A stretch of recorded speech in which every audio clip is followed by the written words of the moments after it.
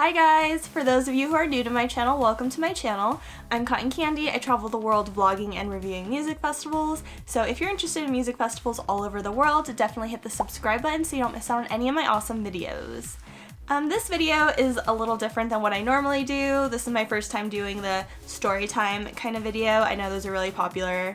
If you've followed me for a while, you know that I've been raving since I was 13 years old, which is like 11 years now, and a lot of people find that like super crazy. I just thought it would be fun to share with you guys like what my experiences were raving so young, and also what raves were like back then, and because they're obviously a lot different now. So my very first rave was at the Gotham and Hudson in San Bernardino, California.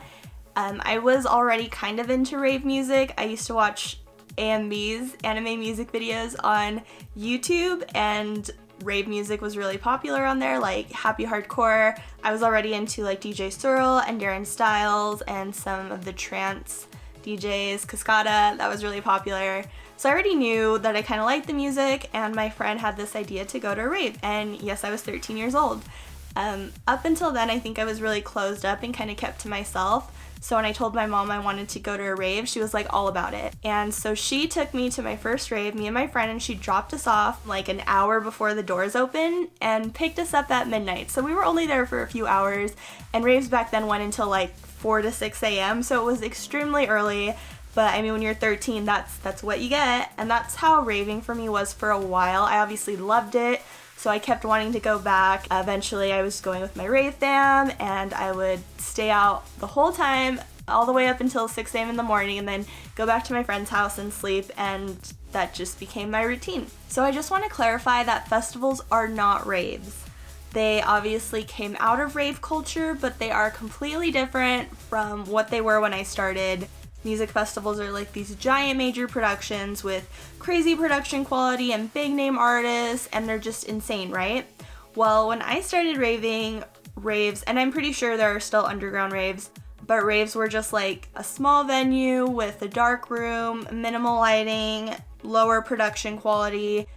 It was really funny how cute they were with the decorations. Like, they did the best they could with decorating, but obviously didn't go too crazy. A lot of it was handmade. Looking back at these pictures, I just love them because they did the best they could, and it was fun. It was a cool environment. They always created like a good theme. The fact that they were like lower production quality never really fazed anyone. It was all about the music, you know, we were just there to dance and have a good time. Raves used to be all ages back then.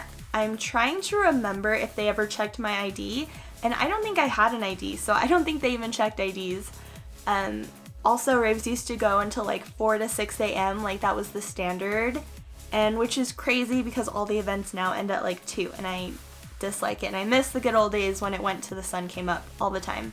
Of course, we have EDC Las Vegas, but every rave used to go that early. In addition to staying really late, it was also really common for people to arrive at the event way early, like an hour before the event opened, and wait in line. So we would have this huge line waiting to get in before every rave, and it was just part of the experience. Like, people loved it. I loved waiting in line. You would meet so many cool people. You would trade candy in line, and it's funny to like look at events now, like festivals, and people complain for having to wait in line for 20 minutes to get in, which is crazy because no one ever complained about the long lines, and they were ridiculously long, and it was just part of the experience, and I miss that. I feel like nowadays everybody complains about everything, and back then we were just grateful to have a party and dance and have a good time. Obviously, when I first started raving, I didn't really know too many DJs on the lineup. Like, I was a bit into hardstyle and a bit into happy hardcore, but most of the DJ names on the flyers I didn't really know.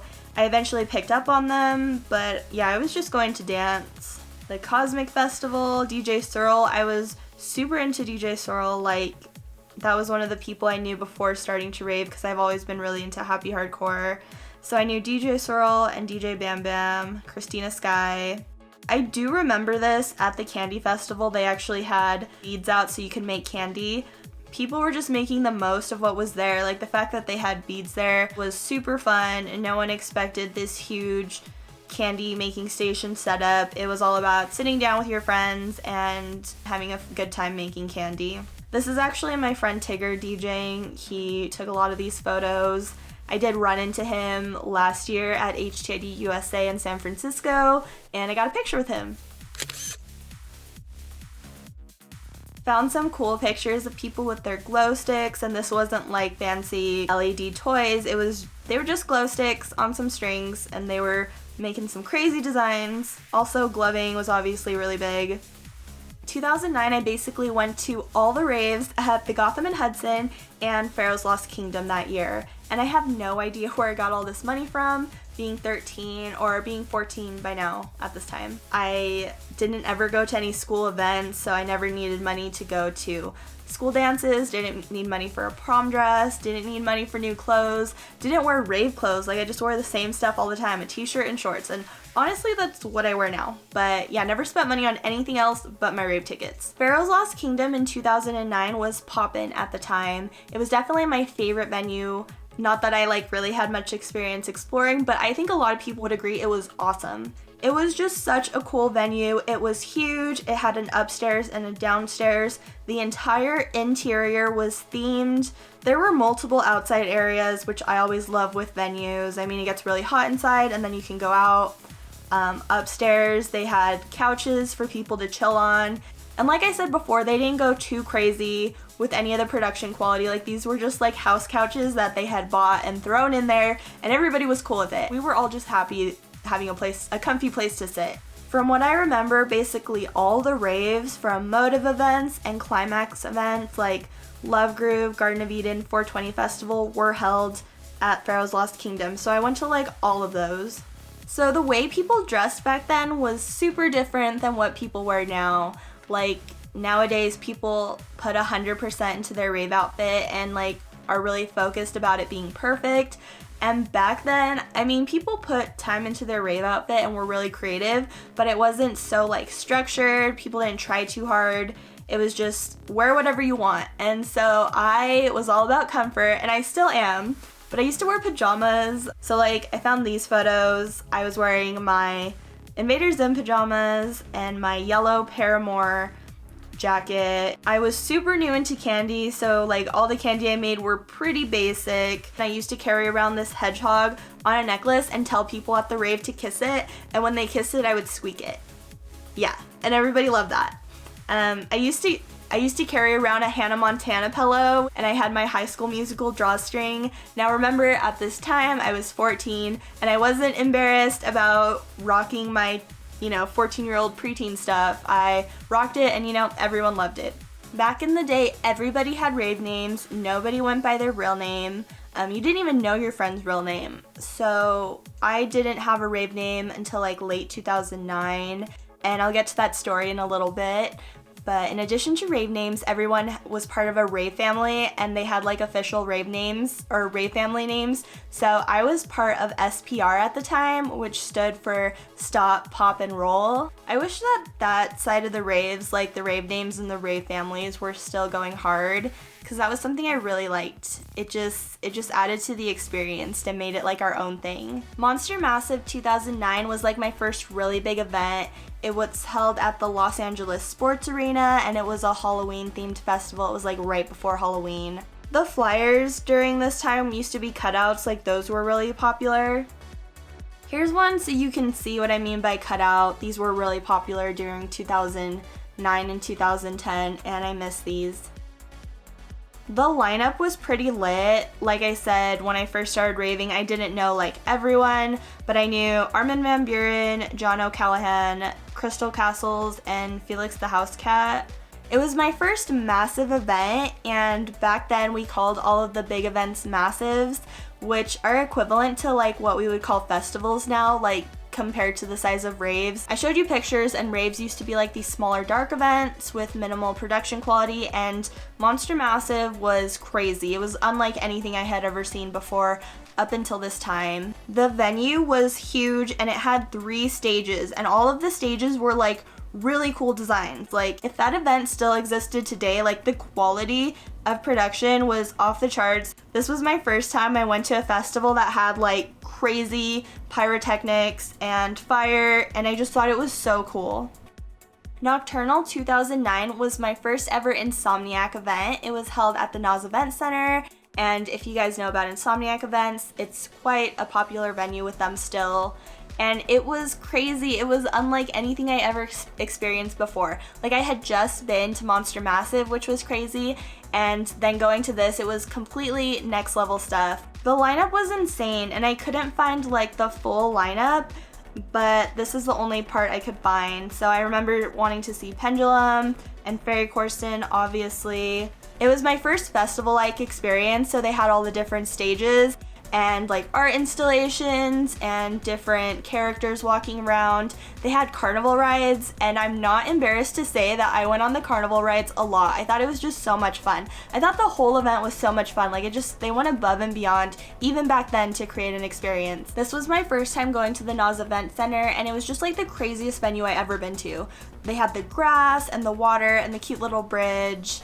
I did get rave married on that bridge to my boyfriend at the time, and that was my first time getting rave married, and it was super cute. We got married by one of our friends, and from what I remember, there was a huge crowd, and it was so much fun, guys. Like I said, back then with the rave names and the rave family, and I know people still get rave married today, but it was just so much fun. I like this photo because you can see like our candy in it, and like I said, I still have some of the candy. People used to put cotton balls on my candy, and at this time I was not cotton candy, I was just cotton. So people put cotton on my candy, and they stopped doing that. Like, I haven't gotten one of these since like 2009 or 2010, and I can understand why, because they're super gross. Yeah. And this is the story about how my name came to be, and I got named a little before this, but you know, me and my boyfriend were kind of like inseparable. And so when we got rave named as a couple, and we got rave named Oxy and Cotton. And I obviously never took Oxycontin before at that time, but you know, being in rave culture, like, that's what we got named, and I was okay with it because we were super cute. And shortly after, we broke up, and I was at a different rave, and someone felt really bad for me that my name was just Cotton. Like, when I would introduce myself, I would just say, "Hi, I'm Cotton," and they're like, "Cotton," and that was just it. Like, it didn't make sense without the Oxy part. So someone was generous enough to name me right then and there. They added the candy at the end. I still kept my name, but we just added that part on there, and Cotton Candy was born, and it has been my rave name for 10 years now. I've been Cotton Candy, and I think people think it's just a clever name I came up with, like it was my social media handle, and that's like how my online persona became a thing, but no, it's been my rave name for like 10 years now. So I wish people still went by rave names. Like, they were so cool, and I've tried to rave name people, and it never sticks. Okay, so I found quite a few of my candy, which I know are from 2008, 2009, because like some of them you just don't forget, like those memories, you know? And this is my first candy ever. Energizer Bunny gave it to me, and I'm pretty sure it was the Cosmic Festival, like 2008 or something. These were candies that you could see me wearing in some of my pictures. So I have a box of apple juice, the squeaky toy I used to take to raves with me and kiss people with. This was like the first cup I ever made. Looks kind of like I messed it up. I did mess it up. Of course I did. This was my candy from Nocturnal. This is like one of my favorite candies. It says Nocturnal on it. I know for a fact these two I got waiting in line at Pharaoh's Lost Kingdom because I loved that venue and I loved meeting people in line. I love Lightsco's. They obviously ran out of H's and put K's instead, and I love it. I know I talk about EDC a lot, and I post a lot of videos on my YouTube channel and a lot of stuff on social media about EDC. Like, I'm a huge fangirl. It's just like my favorite place in the world.